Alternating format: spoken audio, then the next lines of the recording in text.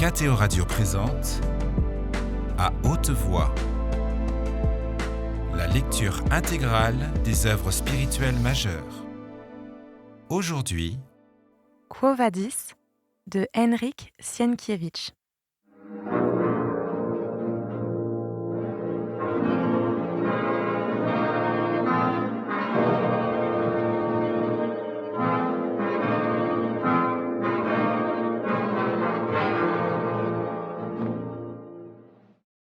En allant du second vestibule appelé ostium à l'atrium proprement dit, Vinicius demanda « As-tu remarqué que le portier ici n'a pas de chaîne ?»« C'est une étrange maison, » répondit Pétrone à mi-voix.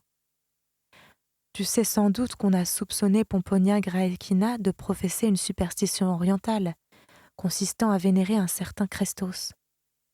Il semble bien que ce soit Crispinilla qui lui ait rendu ce service. Crispinilla qui ne peut pardonner à Pomponia de s'être, toute sa vie, contentée d'un seul mari, Univira. Il serait plus facile aujourd'hui à Rome de se procurer un plat de nectaire délicieux de Norique. Elle a été jugée par un tribunal familial. Tu as raison, c'est une bien étrange maison. Je te raconterai plus tard ce que j'y ai entendu et vu. Cela dit, ils entrèrent dans l'atrium. L'atriensis, esclave préposé du lieu, envoya le nomenclator annoncer les visiteurs, tandis que d'autres domestiques leur avançaient des chaises et de petits tabourets pour leurs pieds. Pétrone, qui n'était jamais venu dans cette maison austère, s'imaginant qu'il y régnait une perpétuelle tristesse, regardait autour de lui avec quelque étonnement et comme déconcerté, car l'atrium faisait plutôt une impression agréable. D'en haut, par une grande ouverture, se déversait un faisceau de lumière claire qui se brisait en milliers d'étincelles sur un jet d'eau. Le bassin carré, appelé impluvium, au milieu duquel se trouvait une fontaine, et destiné à recevoir par mauvais temps l'eau des pluies qui tombait par l'ouverture de la toiture, était entouré d'anémones et de lys. On avait dans cette maison, semblait-il, une prédilection particulière pour les lys, car il y en avait des touffes entières, et des blancs et des rouges, de même que pour les iris d'un bleu saphir, dont les délicats pétales, saupoudrés de poussière d'eau, paraissaient argentés. Parmi les mousses humides où étaient posés des pots de lys, et parmi les feuillages se dressaient des statuettes de bronze qui représentaient des enfants et des oiseaux aquatiques. Dans un coin, une biche, coulée dans le bronze également, penchée au-dessus de l'eau, sa tête verdâtre, couverte de vert de gris, comme si elle voulait boire. Le sol de l'atrium était fait d'une mosaïque. Les murs, en partie à revêtement de marbre et en partie décorés de fresques représentant des arbres, des poissons, des oiseaux et des griffons, attiraient le regard par le jeu des couleurs.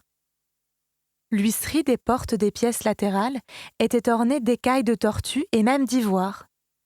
Adossées au mur, entre les portes, se dressaient des statues d'ancêtres d'Aulus. On devinait partout un bien-être paisible, sans ostentation, mais plein de noblesse et d'assurance. Pétrone, dont la demeure était incomparablement plus somptueuse et raffinée, ne put pourtant y trouver la moindre chose qui pût offusquer son goût. Il allait en faire la réflexion à Vinicius quand un esclave, le Velarius, écarta la portière qui séparait l'atrium du tablinum, et l'on vit apparaître dans le fond Aulus Plotius qui venait d'un pas rapide. C'était un homme qui approchait du crépuscule de sa vie, aux cheveux grisonnants mais robustes, au visage énergique, quelque peu court et semblable à une tête d'aigle. Cette fois, il s'y reflétait un peu d'étonnement, voire de l'inquiétude, du fait de l'arrivée intempestive d'un ami, compagnon et confident de Néron. Pétrone, homme du monde perspicace, ne fut pas sans s'en apercevoir.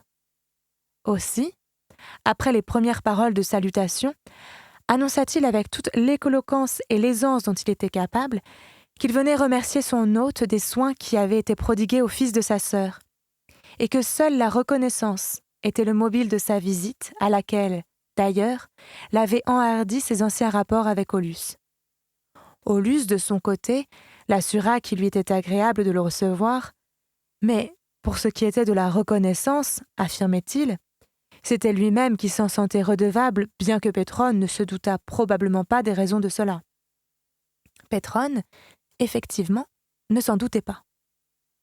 C'est en vain que, levant au ciel ses yeux noisettes, il tâchait de se remémorer le moindre service rendu à Aulus ou à qui que ce fût.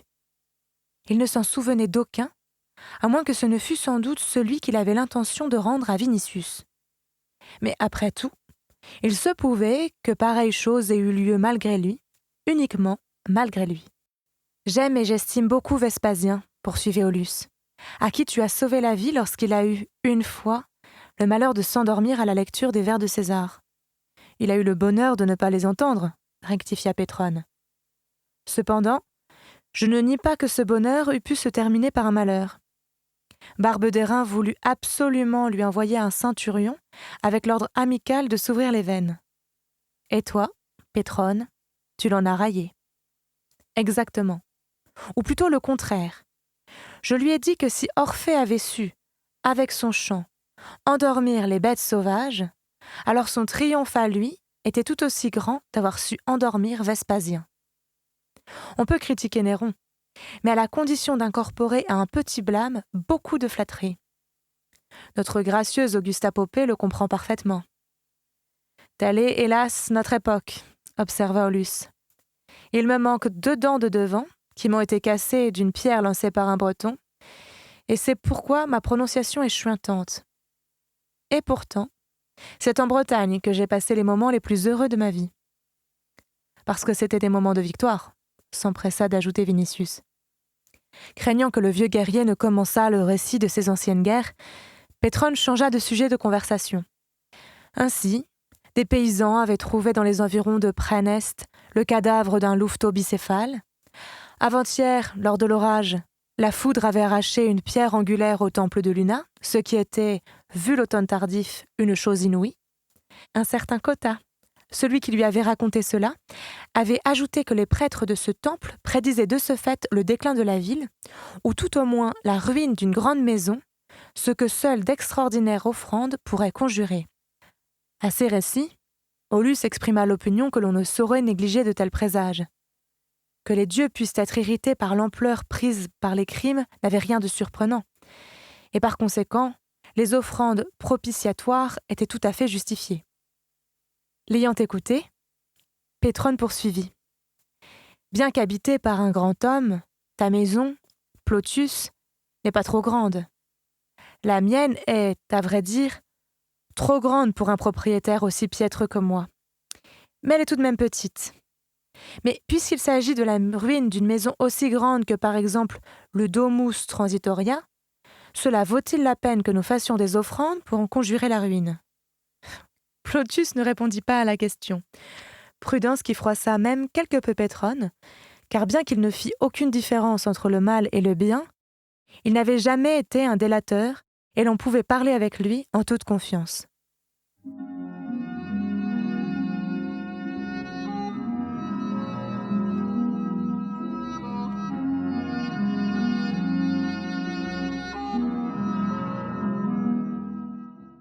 Il changea donc de nouveau de sujet de conversation et commença à vanter la demeure de Plotius et le bon goût avec lequel elle avait été décorée. « C'est une vieille demeure, » répondit Plotius, « dans laquelle je n'ai rien changé depuis que je l'ai héritée. » La tenture qui séparait l'atrium du tablinum étant écartée, la maison se trouvait ouverte de part en part, ce qui faisait que, à travers le tablinum, puis le péristyle et la salle appelée Ocus située derrière lui, le regard pénétrait jusqu'au jardin qui, de loin, paraissait être un tableau clair dans un cadre sombre. De là, des rires joyeux d'enfants parvenaient jusqu'à l'atrium. « Ah, mon général !» s'exclama Pétrone. « Permets-nous d'écouter de plus près ce rire franc qu'il est si rare d'entendre de nos jours. »« Bien volontiers, » répliqua Plotius en se levant. « C'est mon petit Aulus Éligie qui joue à la balle. Quant au rire, ne passes-tu pas, Pétrone, toute ta vie à rire ? » « La vie est dérisoire, donc j'en ris, » répondit Pétrone. « Cependant, ici, le rire résonne autrement. Pétrone, d'ailleurs, » ajouta Vinicius, « ne rit pas tout le jour, mais plutôt toute la nuit. » Tout en bavardant ainsi, Ils traversèrent la maison dans toute sa longueur et se trouvèrent dans le jardin où Ligie et le petit Aulus s'amusaient avec des balles que les esclaves, les Sphéristae, affectés exclusivement à ce jeu, ramassaient à terre et leur mettaient dans les mains. Pétrone jeta sur Ligie un rapide et furtif coup d'œil. Ayant aperçu Vinicius, le petit Aulus accourut vers lui pour le saluer, tandis que le jeune homme s'avançant, s'inclina devant la belle jeune fille qui se tenait devant lui, une balle dans la main, les cheveux légèrement ébouriffés, un peu essoufflés, et les joues roses. Pomponia Graecina était assise dans le triclinium du jardin, qu'ombrageaient le lierre, la vigne vierge et le chèvrefeuille. Ils allèrent donc la saluer. Bien qu'il ne fréquentât pas la maison des Plotius, Pétrone la connaissait, car il la voyait chez Antistia, fille de Rubellius Plotius, et aussi chez les Sénèques et chez Pollio. Il ne pouvait non plus s'empêcher d'éprouver de l'admiration pour son visage triste mais serein, pour la noblesse de son attitude, de ses gestes et de ses paroles. Pomponia bouleversait à tel point l'idée qu'il se faisait des femmes que, tout débauché jusqu'à la moelle des os qu'il fut, et bien que sûr de lui comme nul autre dans tout Rome, non seulement il ressentait pour elle une sorte de respect, mais encore, il perdait un peu de son assurance. Et voici que maintenant, en la remerciant de l'assistance portée à Vinicius, il utilisait comme malgré lui le mot domina, qui ne lui venait jamais à l'esprit quand il parlait, par exemple, avec Calvia Crispinilla, avec Scribonia, Valeria, Solina et avec d'autres femmes du monde. Après l'avoir saluée et remerciée, il se mit aussitôt à déplorer qu'on vit Pomponia si rarement, qu'on ne put la rencontrer ni au cirque, ni à l'amphithéâtre. À quoi elle répondit calmement, en posant sa main sur celle de son mari, « Nous vieillissons, et tous les deux nous aimons de plus en plus l'intimité de notre foyer. » Pétrone voulut protester, mais Aulus Plotius ajouta de sa voix chuintante. « Et nous nous sentons de plus en plus étrangers parmi des gens qui donnent même à nos dieux romains des noms grecs. » Depuis un certain temps déjà, les dieux sont seulement des figures de rhétorique, rétorqua nonchalamment Pétrone. Et comme ce sont les Grecs qui nous ont appris la rhétorique, alors il m'est plus facile à moi-même de dire Héra que Junon. Cela dit, il porta son regard sur Pomponia, comme pour laisser entendre que, devant elle, aucune autre divinité ne pouvait lui venir à l'esprit. Puis, il se mit à contester ce qu'elle avait dit au sujet de la vieillesse. Les gens vieillissent vite, c'est bien vrai, mais ce sont ceux qui mènent un tout autre train de vie. À part cela, il est des visages que Saturne semble oublier. Pétrone le disait même avec une certaine sincérité, car Pomponia Graecina, bien que proche du retour d'âge, n'en gardait pas moins un teint d'une rare fraîcheur, et, comme elle avait une petite tête et un visage menu, elle donnait par moments, malgré sa robe sombre, malgré sa gravité et sa tristesse, l'impression d'être une toute jeune femme. Le petit Aulus, qui, lors du séjour de Vinicius dans la famille, s'était fortement lié d'amitié avec lui, s'approcha et l'invita à jouer à la balle. Derrière le garçonnet entra aussi dans le triclinium Ligie. Sous le rideau de lierre, avec de petites lueurs tremblantes sur son visage, elle parut à Pétrone, plus jolie qu'à première vue, et réellement semblable à une nymphe. Comme il ne lui avait jusqu'alors rien dit, il se leva, s'inclina devant elle, et au lieu de lui faire de simples salutations, il se mit à citer les paroles avec lesquelles Ulysse avait salué Nausicaa. « Je ne sais si tu es une déesse ou une mortelle, mais si tu es une habitante de cette terre, béni soit ton père et ta mère, bénis soient tes frères. » Pomponia elle-même ne fut pas insensible à la gentillesse raffinée de ce mondain. Quant à Ligie, elle écoutait, troublée et rougissante, n'osant lever les yeux. Peu à peu, pourtant, un sourire espiègle trembla aux commissures de ses lèvres.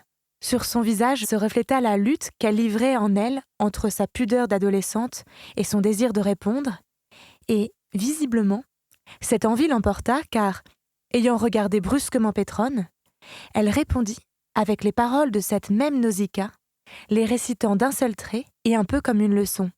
« Tu n'es pas quelconque, et ton esprit n'est pas quelconque. » Puis, faisant volte-face, elle s'enfuit comme s'enfuit un oiseau effarouché. Ce fut au tour de Pétrone de s'étonner. Il ne s'attendait pas à entendre un vers d'Homère dans la bouche d'une jeune fille dont il savait, pour en avoir été averti par Vinicius, qu'elle était d'origine barbare. Il jeta donc un regard interrogateur à Pomponia, mais celle-ci ne put répondre car, à cet instant, elle regardait en souriant le vieil Aulus, sur le visage duquel se peignait une grande fierté. Aulus ne savait pas la dissimuler. D'abord, parce qu'il s'était attaché à Ligie comme à son propre enfant, et ensuite, parce que, malgré ses préjugés de vieux Romains qui le faisaient pester contre la langue grecque et sa propagation, il ne l'en considérait pas moins comme le parachèvement d'une bonne éducation. Lui-même n'avait jamais su bien l'apprendre, ce qu'il déplorait secrètement. Aussi, se réjouissait-il maintenant qu'on eût répondu chez lui, dans la langue et par un vers d'Homère, à ce patricien distingué, doublé d'un homme de lettres, sur le point de considérer sa maison comme barbare. « Nous avons chez nous un pédagogue, un grec, » dit-il en se tournant vers Pétrone, « qui donne des leçons à notre garçon et notre fillette y assiste. Ce n'est encore qu'une bergeronnette à laquelle nous nous sommes habitués tous les deux. » Pétrone regardait maintenant, à travers les enroulements du lierre et du chèvrefeuille, le jardin et le trio qui y jouaient. Vinicius avait ôté sa toge et, vêtu de sa seule tunique, il lançait en l'air la balle que Ligie, en face de lui, et les bras levés, s'efforçait d'attraper. De prime abord, la jeune fille n'avait pas fait grande impression sur Pétrone. Elle lui avait semblé trop fluette. Mais depuis qu'au triclinium, il l'avait vue de plus près, il s'était dit que l'aurore pouvait bien avoir cette apparence, et, en connaisseur, il y avait compris qu'il y avait en elle quelque chose d'extraordinaire. Il avait tout remarqué et jaugé, et le visage rose et délicat, et les lèvres fraîches, comme prêtes à recevoir un baiser, les yeux bleus comme l'azur des mers, le front d'une blancheur albâtre, et l'abondante chevelure sombre, ondoyante, aux reflets d'ambre et de bronze de Corinthe, et le cou dégagé, et la courbe divine des épaules, et tout ce corps souple, svelte, jeune, de cette jeunesse du mois de mai et des fleurs fraîchement écloses. L'artiste et l'adorateur de la beauté s'étaient réveillés en lui. Il eut le sentiment qu'on eût pu écrire au pied de la statue de cette jeune fille l'appellation « le printemps ». Soudain, il pensa à Chrysothémis et réprima un fou rire. Elle lui sembla, avec sa poudre d'or sur les cheveux et ses sourcils noircis, terriblement fanée. Quelque chose dans le genre d'une rose flétrie qui s'effeuille. Et pourtant, le tout Rome lui avait envié cette Chrysothémis. Puis il se rappela Popée, et cette légendaire Popée lui sembla, elle aussi, un masque de cire sans âme.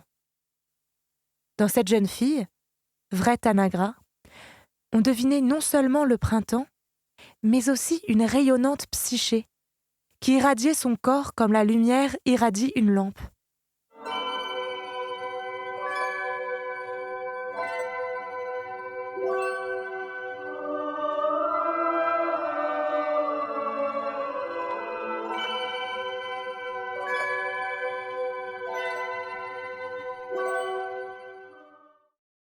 Vinicius a raison, songea-t-il, tandis que ma Chrysothémis est vieille, vieille comme Troie. Il se tourna alors vers Pomponia Graecina et, lui montrant le jardin, il lui dit « Je comprends maintenant, Domina, qu'ayant ces deux êtres, vous préfériez votre maison au festin du Palatin et au cirque. » « C'est bien cela, » lui répondit-elle en portant son regard sur le petit Aulus et Ligie.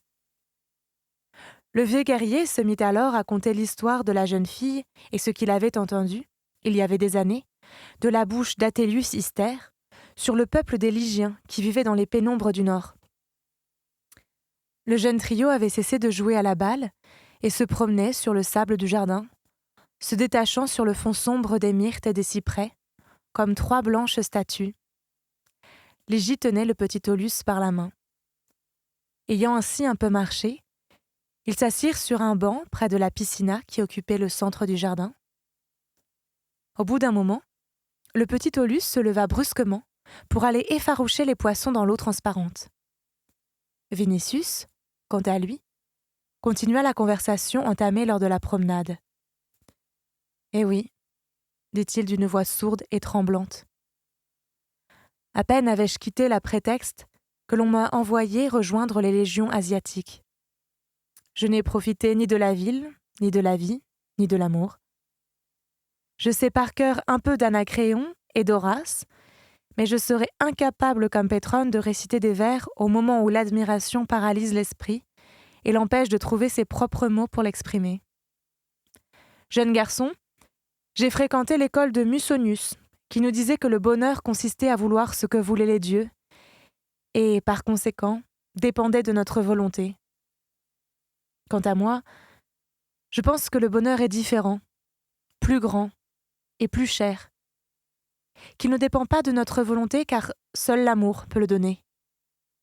Les dieux eux-mêmes recherchent le bonheur, donc moi aussi, ô Ligie, moi qui n'ai pas jusqu'alors connu l'amour, je cherche, suivant leur exemple, celle qui voudra me donner le bonheur. Il se tut. Et on n'entendit plus que le léger clapotis de l'eau dans laquelle le petit Aulus jetait des cailloux pour faire fuir les poissons. Au bout d'un moment, Vinicius reprit son monologue d'une voix encore plus tendre et plus feutrée. « Tu connais sans doute le fils de Vespasien, Titus. On dit qu'à peine sorti de l'enfance, il s'est pris de Bérénice, au point qu'il manqua de mourir de langueur. C'est ainsi que je saurais aimer, ô Ligie. La richesse, la gloire, la puissance, tout cela n'est que vaine fumée, vanité. Le riche trouvera plus riche que lui, celui qui, hier, fut couvert de gloire, sera éclipsé demain par une nouvelle gloire plus éclatante. Le puissant sera bientôt vaincu par plus puissant que lui-même. Mais ni César, ni même un dieu, quel qu'il fût, ne connaîtra plus grande volupté, ni ne sera plus heureux qu'un simple mortel, au moment où sur sa poitrine respirera un être cher, ou qu'il embrassera une bouche adorée. Ainsi, l'amour nous met sur un pied d'égalité avec les dieux, ô Ligie. » Elle écoutait, troublée, étonnée, et en même temps comme si elle écoutait les sons d'une flûte ou d'une cithare grecque. Il lui semblait que Vinicius lui chantait une mélodie étrange qui pénétrait doucement dans ses oreilles, remuait son sang tout en remplissant son cœur d'une sorte de défaillance, d'effroi et d'une joie indicible. Il lui semblait aussi qu'il lui disait quelque chose qui existait déjà en elle auparavant, mais dont elle n'avait pas eu conscience. Elle sentait qu'il éveillait en elle quelque chose qui, jusqu'alors, avait sommeillé, et que, en cet instant, le songe embrumé prenait une forme de plus en plus nette, de plus en plus plaisante, et qui la ravissait. Entre-temps, le soleil avait depuis longtemps fui au-delà du Tibre et brillait au-dessus du Janicule. Une lumière rouge s'épandait sur les cyprès immobiles, et tout l'air en était saturé. Ligie, comme réveillée après un rêve, leva ses yeux bleus sur Vinicius et soudain, le voyant dans la lueur crépusculaire penché sur elle, les yeux suppliants, il lui parut plus beau que tous les hommes, plus beau que tous les dieux grecs et romains dont elle avait vu les statues au fronton des temples. Il saisit légèrement de ses doigts son bras au-dessus du poignet et demanda « Ligie, ne devines-tu pas pourquoi je te dis cela? À toi ?» « Non, » murmura-t-elle, si bas que Vinicius l'entendit à peine. Il n'en crut rien et, attirant de plus en plus fortement son bras, il l'eut pressé contre son cœur qui battait à se rompre, tant était ardent le désir qu'éveillait en lui l'exquise jeune fille, et il lui eut adressé des paroles brûlantes si n'eût, à cet instant, paru sur le sentier bordé de myrtes, le vieil Aulus qui, en s'approchant, leur dit « Le soleil se couche. Par conséquent, prenez garde à la fraîcheur du soir, et ne plaisantez pas avec les bitines. » « Certes non, rétorqua Vinicius. Je n'ai pas jusqu'alors remis ma toge, et je ne sens pas la fraîcheur. Pourtant, on voit déjà à peine la moitié du disque au-dessus de la colline, observa le vieux guerrier. Cela ne vaut pas le doux climat de la Sicile, où le soir, le peuple se rassemble sur les places pour saluer par des chants choraux le coucher de Phébus. Puis, oubliant qu'il les avait lui-même à l'instant mis en garde contre Libitine, il commença à parler de la Sicile, où il avait des propriétés et une grande exploitation rurale qu'il chérissait. Il mentionna aussi qu'il lui venait parfois l'envie de se transporter en Sicile et d'y finir ses jours. Lui, dont les années avaient déjà blanchi les cheveux, en avait assez des frimas d'hiver. Les feuilles ne tombaient pas encore des arbres et un ciel clément riait au-dessus de la ville, mais lorsque la vigne aurait jauni, lorsque la neige serait tombée sur les monts albains et que les dieux auraient soufflé un vent glacial sur la Campanie, alors qui sait s'il ne se transporterait pas avec toute sa maison dans sa paisible retraite champêtre. « Envisagerais-tu, Plotius, de quitter Rome ?» demanda Vinicius, gagné par une subite inquiétude. « J'y songe depuis longtemps, » répondit Aulus, « car on est là-bas plus tranquille et en plus grande sécurité. » Il se remit à vanter ses vergers, ses troupeaux, sa maison cachée dans la verdure et les collines couvertes de thym et de serpolets où bourdonnaient des essaims d'abeilles. Mais Vinicius ne prêtait pas l'oreille à cette note bucolique et, obnubilé par la pensée qu'il pourrait perdre Lygie, il regardait dans la direction de Pétrone, comme s'il attendait de lui seul un secours. Assis à côté de Pomponia, Pétrone se délectait de la vue du coucher du soleil, du jardin et des personnes qui se tenaient près de la pièce d'eau. Sur le fond sombre des myrtes, leurs vêtements blancs apparaissaient dorés dans la clarté vespérale. Sur le ciel, le crépuscule commençait à se teinter de pourpre, de violet et de reflets d'opale. Le firmament devenait mauve. Les silhouettes noires des cyprès se dessinaient encore plus nettement qu'en plein jour. La paix du soir envahissait les gens, les arbres et tout le jardin. Pétrone fut frappé par cette paix, surtout par celle qui émanait des êtres humains. Dans le visage de Pomponia, du vieil Aulus, de leur fils et de Lygie, il y avait quelque chose qu'il ne décelait pas dans les visages de ceux qu'il côtoyait tous les jours, ou plutôt toutes les nuits. Il s'en dégageait une sorte de lumière, d'apaisement, une sorte de sérénité qui découlait directement de la vie que tous menaient ici. Et c'est avec quelque étonnement qu'il songea que la beauté et la douceur que lui, Pétrone, avait éternellement recherchées sans jamais les goûter, pouvaient tout de même exister. Il ne sut garder pour lui cette pensée et, se tournant vers Pomponia, il lui dit « Qu'il est différent votre monde de celui que gouverne notre Néron ?» Elle, levant son fin visage vers la lumière du crépuscule, lui répondit avec simplicité « Ce n'est pas Néron qui gouverne le monde, mais Dieu. » Il s'ensuivit un moment de silence. À proximité du triclinium, se firent entendre dans l'allée les pas du vieux guerrier, de Vinicius, de Lygie et du petit Aulus. Mais avant même qu'ils ne fussent arrivés, Pétrone demanda encore « Ainsi tu crois au Dieu, Pomponia ?»« Je crois en Dieu qui est un, juste et tout-puissant, » lui répondit la femme d'Aulus Plotius. C'était À haute voix, une émission de KTO Radio. Aujourd'hui, Quo Vadis. Lecture, Marie Rambaud. Captation et réalisation, Gustave Schlicht et Thibaut Dagalier. Une émission disponible en podcast sur ktoradio.com ou sur l'application KTO Radio.